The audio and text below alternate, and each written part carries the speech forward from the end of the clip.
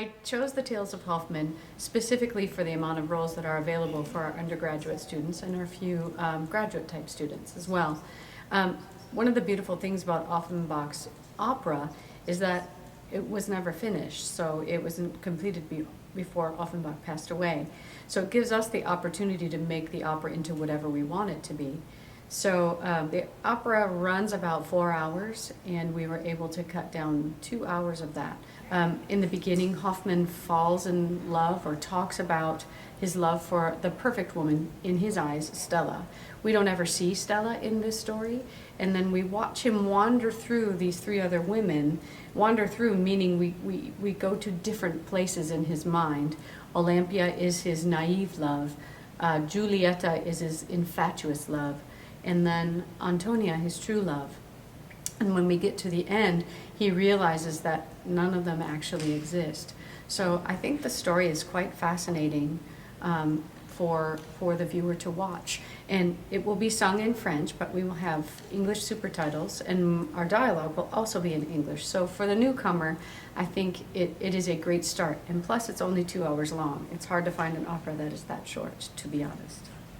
No, there's no hidden meaning. Okay. I will tell you if I hate what you're doing. No, I mean, it's smart though, he's looking for it. They don't react, that's their problem. Yeah, I will tell them to. I can angrily walk with my cup around and it'll be very fun. Angrily, yep. And is it too weird for me to greet him when he comes over to the table to play? No. Okay. No, I like what you're doing. Okay. And I like the stuff with Jonathan. 4 minutes, 2 places. Thank you. Yeah, fun stuff. It's a lot of ins and outs, a lot of having to know what's happening constantly with every department involved.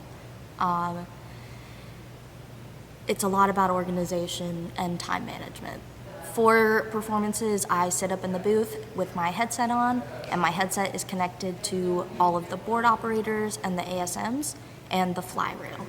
So I have cues basically constantly with different things. So every time the lights change, every time a sound effect happens, every time someone enters, every time a sail moves, that's me making sure everything is in the right place for the next scene. Yeah, my process is I always start with the music. It's usually conversations with the director, sometimes with producers and other designers. This is a little strange in that I'm doing a lot more of the design elements.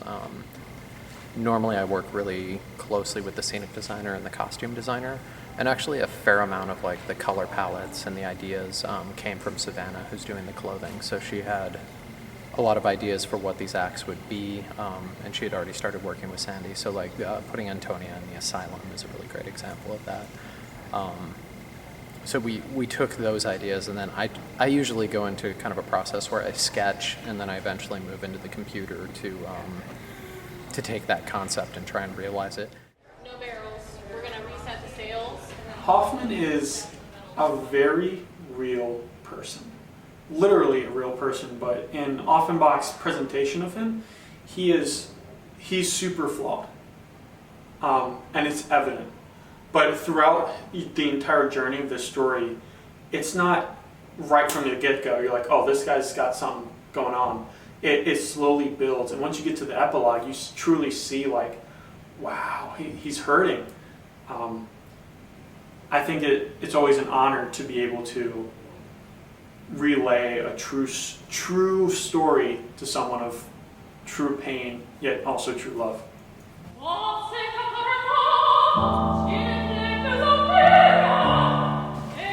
So my character is the Muse, but interestingly I also play Niklaus.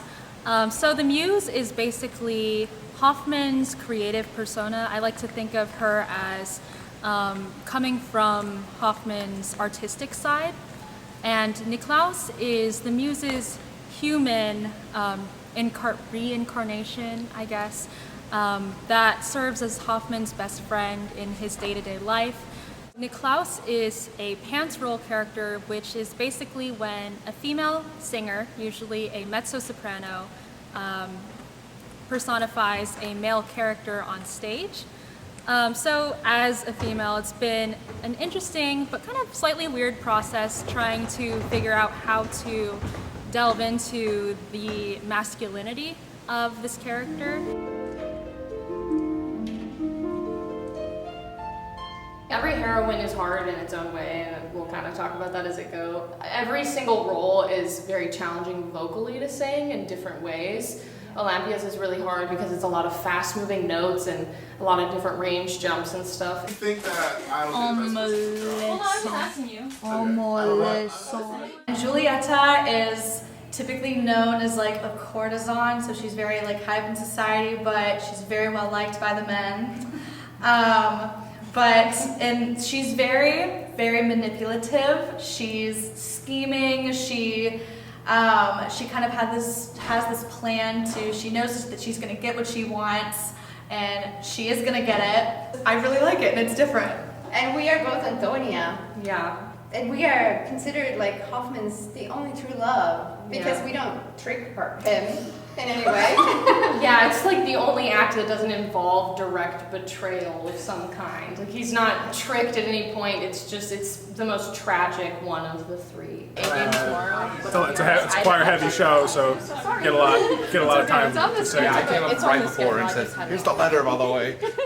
I play Lindorf at the prologue of the show, and towards the end I come back as Dr. Miracle, and it all comes back on itself, and I play Lindorf again right at the end. And in between, Logan plays two characters, Dapperduto and Coppelius, and each of them have their own special thing they bring to the table, and honestly each of them has challenged us in different ways. Doing something like Miracle, where it's the biggest role I've ever done and also the most serious, has been really challenging. But to say that it hasn't been enjoyable would be a lie. Coppelius is a salesman.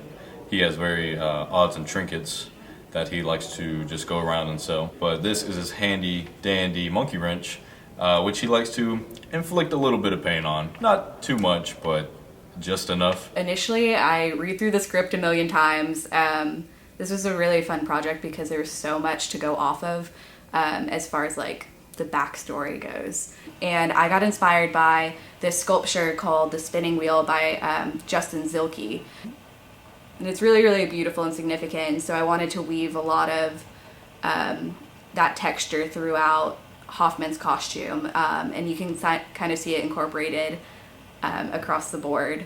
We definitely wanted to have a consistency as far as like color tone and some of the textures that we were using, but overall, like, each little grouping has its own story. It has its own like significance to it. The Tales of Hoffmann is a very, very special piece, and I'm thrilled that we're actually doing it this year. It's rare to be able to do this work, especially at the undergraduate level. It was an amazing challenge because it's such an ensemble piece, not only for the cast, but also for the orchestra. There are so many beautiful textures and colors in this score. And I'm just so thrilled that we have the CSO in the pit playing this score with us. They're just playing so beautifully, and they're really getting to the core of what Offenbach's music is really about. It's really memorable, singable melodies. Offenbach really encapsulated the wide-ranging emotions and just depth in Hoffmann's life and writings. So from a musical perspective, we're very thankful because it's a story that deserves to be told. And Hoffmann, as an author, as a poet, as a writer, as a philosopher, as a human being, and honestly as an advocate for the arts, is a story that needs to be told more often. And I'm so glad we get a chance to. French is my favorite language to coach in and to sing in, to conduct in. So it's just, for me, a very special treat. I've never actually conducted Tales of Hoffmann. This is my first Hoffmann, and I can't wait to present it to our Charleston audiences. So I hope you enjoy.